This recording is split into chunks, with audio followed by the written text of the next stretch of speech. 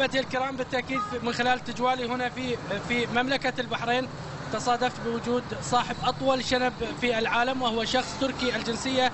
وبالتأكيد هذا اللقاء، هذا الشنب كم سنة لغاية ما ربيته؟ 20 سنة بابا. 20 سنة. 20 سنة. أنا 45 سنة فيه شنب. هذا قصة شوية قصة. أول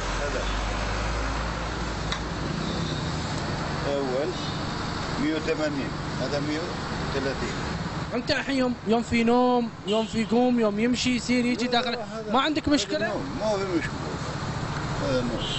يوم في نوم هذا نوم؟ ما في مشكلة هذا. ايوه. كيف تعتني فيه؟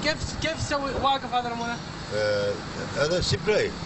سبراي ها؟ سبراي ايوه. ما شاء الله الحين هذا مال لحيه، هذا شعر ولا مال؟ لا شعر، كله شعر، كله ما في لحية بابا. في مصارعة أول يا هذه شوف انت همسك. يلا كله همسك. لا بس خلاص شعرك انا.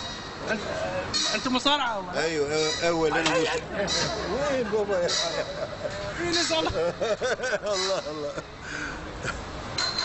تلعب مصارعة اول مصارعة يا بوكس مصارعة. بطل العالم يعني؟ ايوه بطل العالم. يعني بطل العالم بالشنب، أيوة. بطل العالم ايوه زين. على فكرة ما رضى يصور معانا الا اول شيء ندفع له فلوس، صح؟ ايوه. هذا بزنس يعني؟ يا الشنب هذا بزنس. بلاش لا. ها؟ انا بلاش لا. كله بلاش حبيبي، كل انسان بلاش، انا مش لازم. تابعونا عبر موقع الرمسنت. الرمسك. لا الرمسنت. يا سلام. أحبتي الكرام، سنتواصل معكم بالتأكيد في مقتطفات أخرى إن شاء الله من موقعنا الرمسنت. إلى اللقاء.